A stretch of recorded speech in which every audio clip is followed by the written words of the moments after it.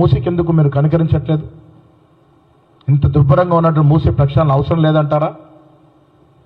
Triple road ఈ రాష్ట్రానికి హైదరాబాద్ చుట్టూ ట్రిపుల్ రోడ్ వస్తే క్యాపిటల్ సిటీ ఎంత డెవలప్ అవుతుందో మీకు గుర్తుకు రావట్లేదా? స్కిల్ యూనివర్సిటీ వస్తే నైపుణ్యతను బయటకు తీసుకొచ్చే అవకాశాలు, అపారమైన అవకాశాలు ఉంటాయి. అదెందుకు మీకు దృష్టికి రావట్లేదు? ఇచ్చిన ఒక్కొక్క ఎయిర్పోర్ట్, ఎన్నో ఏళ్ళ నుంచి పెండింగ్ ఉన్నటువంటి ఎయిర్పోర్ట్ మామ్నూరులో, వరంగల్లో ఇస్తే దానికోసం దాదాపుగా 4-5 సార్లు ప్రధానమంత్రి విజ్ఞప్తి చేస్తే ఆ ఎయిర్పోర్ట్ వస్తే కూడా అక్కడ కూడా రాజకీయం. కేసీఆర్ని రాష్ట్ర ప్రజలు మర్చిపోతున్నారని తెలిసి వారి కులానికి చెందినట్టు రామ్మోహన్ నాయుడుని తీసుకొచ్చి హైదరాబాద్లో ప్రెస్ పెట్టించి కేసీఆర్ని పొగడే ప్రయత్నం చేస్తూ ఉంటే కిషన్ రెడ్డి గారు ఏ స్థాయికి మీరు దిగజారుతుందో ఒకసారి అర్థం చేసుకోవాలి. కేసీఆర్ సామాజిక వర్గం చెందినట్టు నాయకులను తీసుకొచ్చి మేమే ఇచ్చామని గొప్పలు చెప్తూ ఎయిర్పోర్ట్లు ఎవరు ఇస్తారండి? ఎయిర్పోర్ట్లు ఎవరు ఆధీనంలో ఉంటాయి? కేంద్ర ప్రభుత్వ ఆధీనంలో కదా. ఎన్నిసార్లు మొరబెట్టుకుంటూ వచ్చింది. ఎప్పటి నుంచి పెండింగ్ ఉంది ఎయిర్పోర్ట్? వరంగల్ది, ఇవాళ ఆదిలాబాద్ది పెండింగ్ ఉంది, భద్రాచలం పెండింగ్ ఉంది, కొత్తగూడెం భద్రాచలం, నిజామాబాద్ పెండింగ్ ఉంది. ఎందుకు మీరు దీని మీద చొరవ చూపట్లేదు? ఎయిర్పోర్ట్స్ కేంద్ర ఆధీనంలో ఉంటాయి. పక్కన ఆంధ్ర రాష్ట్రంలో 4-5 ఎయిర్పోర్ట్లు ఉన్నాయి, తమిళనాడులో 5-6 ఎయిర్పోర్ట్లు ఉన్నాయి, చిన్న రాష్ట్రంలో కేరళలో 4-5 ఎయిర్పోర్ట్లు ఉన్నాయి. ఇంత పెద్ద రాష్ట్రంలో తెలంగాణకి ఎయిర్పోర్ట్లు అవసరం లేదా? ఆ అవసరాన్ని ఎందుకు గుర్తించట్లేదు మీరు? కిషన్ రెడ్డి గారికి నేను సూటిగా తెలంగాణ ప్రజల తరఫున అడుగుతా ఉన్నాను, తెలంగాణ బిడ్డ కాదా మీరు? తెలంగాణ ప్రజలు సికింద్రాబాద్ ప్రజలు ఓటేస్తే గెలవలేదా మీరు? అక్కడ గెలుస్తేనే కదా కేంద్ర మంత్రివర్గంలో స్థానం వచ్చింది మీకు. ఎందుకు తెలంగాణ గురించి మీరు పట్టించుకోవట్లేదు? పట్టించుకొని ముందుకు పోతున్న రేవంత్ రెడ్డి గారిని అడగడం ఎందుకు అడ్డుకాలు మొఖాలు వేస్తా ఉన్నారు? తెలంగాణ అభివృద్ధి మీ బాధ్యత కాదా? ఈ దశగా ఎందుకు ఆలోచించట్లేదు?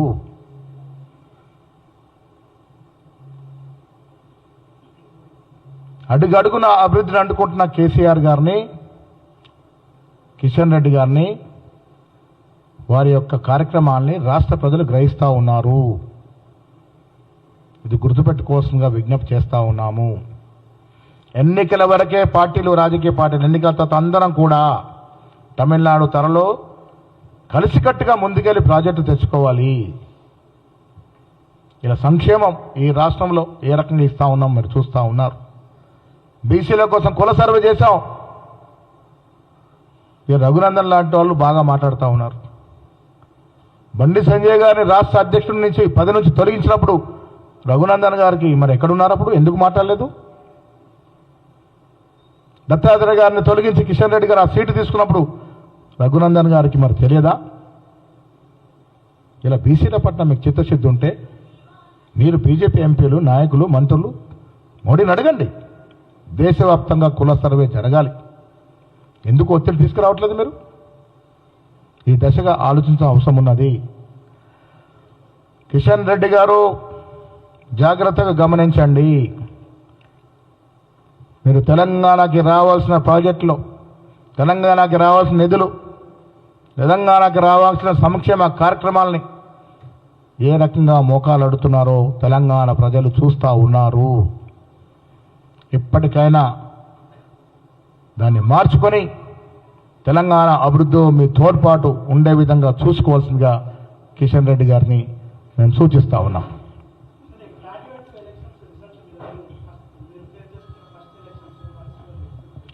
అన్ని రకాలుగా ప్రయత్నం చేశాము. అక్కడ మెజారిటీ ప్రజలు కోరుకున్న అభ్యర్థిని అవకాశం ఇచ్చాము. గెలుస్తామనే ఆశాభావం మాకుంది. గెలిచి తీరుతాం.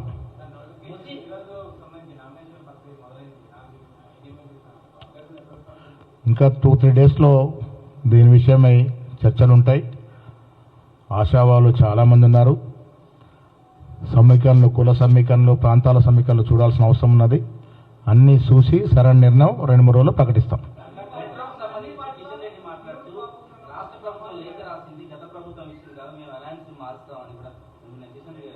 ఏదండి? మెట్రో అనేది అంకురార్పణ చేసింది ఎవరండి ఈ రాష్ట్రంలో? కాంగ్రెస్ ప్రభుత్వం కదా, రాజశేఖర్ గారి ప్రభుత్వం కదా. 10 ఏళ్లలో మెట్రో ఎంత దూరం పోయిందండి? ఒకసారి లెక్కలు తీయమనండి కిషన్ రెడ్డి గారిని. పోయిన 10 ఏళ్లలో ఎంత దూరం పోయింది? కాంగ్రెస్ ప్రభుత్వ హయాంలో మెట్రో అంకురార్పణ జరిగింది. మెట్రో పనులు కూడా కాంగ్రెస్ హయాంలో జరిగాయి. మళ్ళీ వాళ్ళ కాంగ్రెస్ పార్టీ వస్తేనే మెట్రోకి మోక్షం జరుగుతూ ఉంది.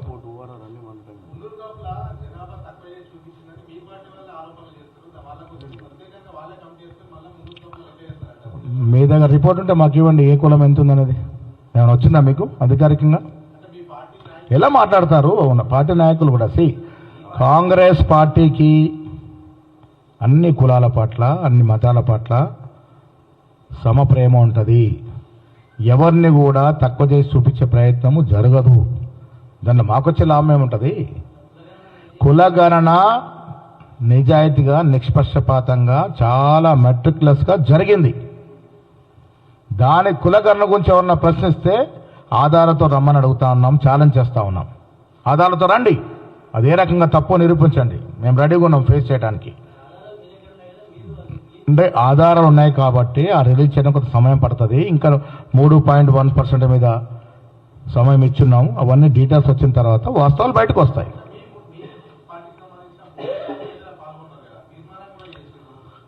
ఏమని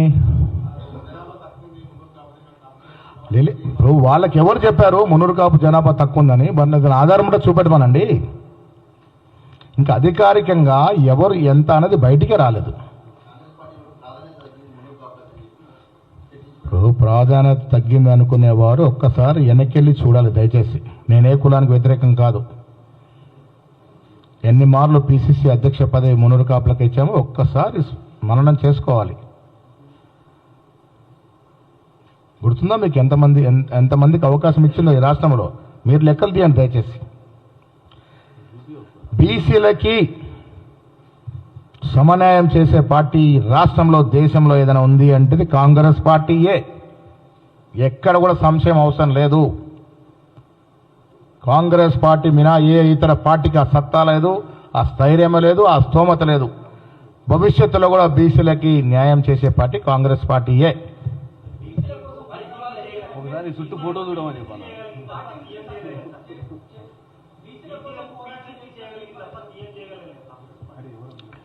దళితుల్ని సీఎం చేసింది ఈ రాష్ట్ర చరిత్రలో. దళితులను సీఎం చేసిన చరిత్ర కాంగ్రెస్ పార్టీది. అంజయ్య గారిని సీఎం చేసిన చరిత్ర కాంగ్రెస్ పార్టీది. దేశంలో ఎస్సీని స్పీకర్లు చేసిన, అధ్యక్షులు చేసినటువంటి ఘనత కాంగ్రెస్ పార్టీది. ఎంతమంది రాష్ట్రపతుల్ని ఎస్సీని చేసింది, ఎంతమంది ఉపరాష్ట్రపతిని చేసింది, ఎస్సీ ఎస్టీ మైనార్టీలు చేసిన ఘనత కాంగ్రెస్ పార్టీది. అందుకే కదా భవిష్యత్తులో అవకాశం వస్తుందని చెప్తా ఉన్నాం.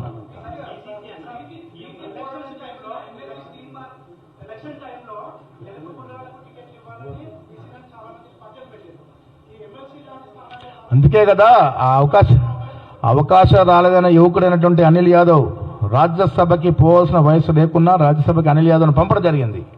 మహేష్ గౌడ్కి ఎమ్మెల్సీ ఇవ్వడం జరిగింది, మహేష్ గౌడ్కి పీసీ ఇవ్వడం జరిగింది.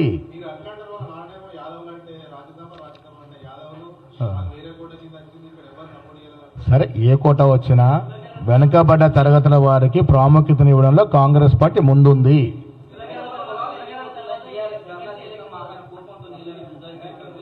ఎవరు అన్ని అబద్ధ బీఆర్ఎస్ మాట్లాడే మాటలకి ప్రజలు ఎవరు విశ్వసించట్లేదు. ఈ రాష్ట్రాన్ని దివాలా తీసి అప్పుల పాలు చేసి నాశనం పట్టించి ఈ రాష్ట్ర ఆర్థిక వ్యవస్థను విధ్వంసం చేసిన పార్టీ బీఆర్ఎస్ పార్టీ. వాళ్ళకి ఇవాళ రైతుల గురించి కానీ సామాన్ల గురించి మాట్లాడే అర్హత లేనే లేదు.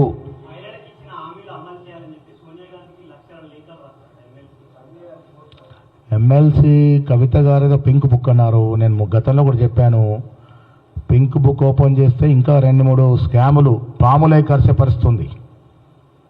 పింక్ బుక్ ఓపెన్ చేస్తే ఆవిడ చేసిన స్కాములు బుట్టలోంచి బయటకు వచ్చి పాములై కరిచే పరిస్థితుంది. ఆవిడ టీఆర్ఎస్ పార్టీలో 4 ముక్కలాటలు వస్తూ ఉంది. ఎవరికి వారు అధికార ప్రాపకం కోసం ఇలాంటి రాజకీయాలు చేస్తూ ఉన్నారు.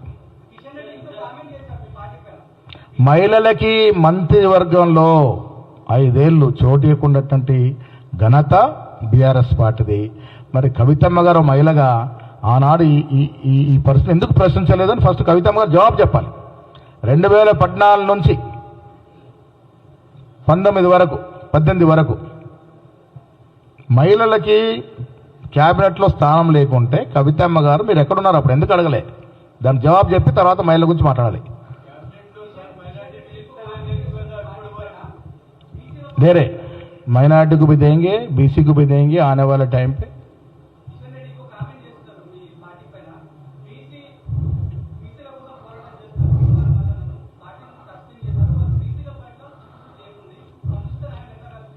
अरे బండి సంజయ్ గారి అధ్యక్ష పదవి లాక్కున్న నీకు, బండారు దత్తయ్య గారి పార్లమెంట్ స్థానాన్ని లాక్కున్న నీకు బీసీల గురించి మాట్లాడే అర్హత ఎక్కడదని కిషన్ రెడ్డి గారిని అడుగుతా ఉన్నాను. తీర్మానం మల్లన్న సస్పెండ్ ఎందుకు చేశామో ఆయన తెలుసుకొని మాట్లాడితే మంచిది. ఇదే కులగన్న యొక్క డాక్యుమెంట్ని చింపినాడు కాబట్టే మల్లన్న మీద చర్యలు తీసుకున్నారు. మల్లన్న బీసీల కోసం పోరాటం చేయడంలో కానీ బీసీల కోసం తపనలో కానీ ఎక్కడ కూడా మేము వ్యతిరేకించలే. వారితో పాటు చేతి కలిపి నడిచినాం.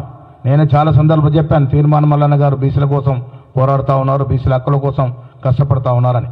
కానీ బీసీల కోసం ఒక నిబద్ధతతో చేసినట్టు కుల సర్వే డాక్యుమెంట్ ఎప్పుడు తగలబెట్టినారో దాని గురించి నిజంగా మాట్లాడారో దాని మీద చర్యలేనాయి. అది కిషన్ రెడ్డి గారు తెలుసుకొని మాట్లాడితే మంచిది.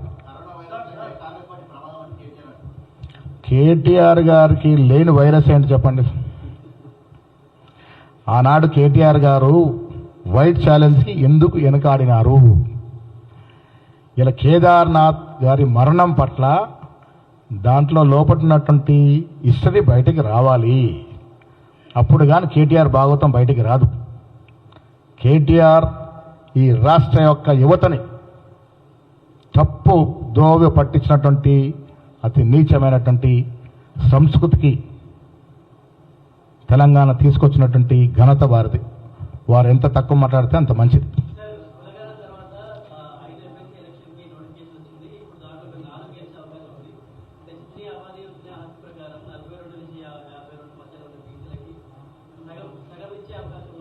ఎస్సీ, ఎస్టీ, బీసీ, మైనారిటీ అన్నీ కూడా సమతుల్యంతో ముందుకు పోతా ఉన్నాం. మీరు చూశారు, రాష్ట్రంలో అధికారంలోకి వచ్చిన తర్వాత జరిగినటువంటి 4 ఎమ్మెల్సీల్లో ఎటెట్ ఇచ్చాం, ఒక బీసీ ఇచ్చాం, ఒక వెలమ ఇచ్చాం, ఒక మైనారిటీ ఇచ్చాం, ఒక రెడ్డి ఇచ్చాం.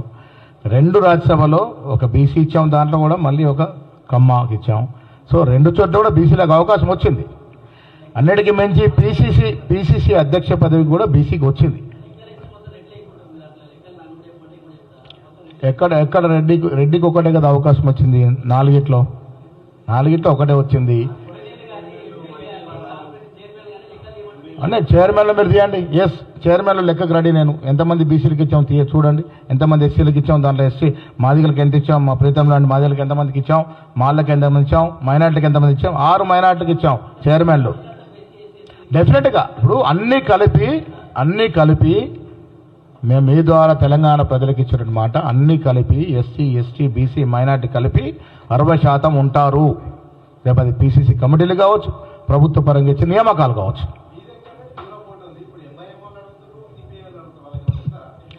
ఇవన్నీ కూడా ఏఐసిసి సీనియర్ కాంగ్రెస్ నాయకులందరూ కూడా మాట్లాడిన తర్వాత నిర్ణయం అవుతుంది. గతంలో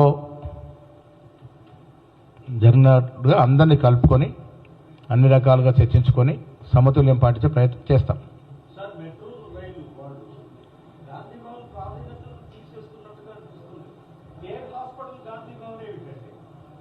ఇప్పుడు అంటే మీరు ఒక్కసారి చరిత్రను చూస్తే ఈ దేశం కోసం పోరాటం చేసింది కాంగ్రెస్ పార్టీ. ఎంతో ఘనమైనటువంటి చరిత్ర మహానుభావులు కాంగ్రెస్ పార్టీలో ఉండి దేశం కోసం పోరాడినారు. అలాంటి వారిని మరిపించే ప్రయత్నం బీజేపీ కేంద్రంలో చేస్తూ ఉంది. కానీ ఒక్కటి గుర్తుపెట్టుకోవాలి, దేశ స్వాతంత్ర చరిత్రలో అసలు భాగస్వామ్యం లేనటువంటి బీజేపీ, మాకు స్వాతంత్రమే వద్దన్నటువంటి బీజేపీ, అంటే వీళ్ళ పూర్వీకులు జనసింగ్ వాళ్ళు ఇవాళ దేశాన్ని పాలిస్తూ ఉన్నారు. నెహ్రూ చరిత్రని మరిపించే విధంగా ప్రయత్నం చేస్తూ ఉన్నారు, గాంధీని మరిపించే విధంగా ప్రయత్నం చేస్తూ ఉన్నారు. ఎంత చేసినా ప్రజల గుండెల్లో ఈ మహనీయులు చిరస్థాయిగా ఉండరు. Thank you.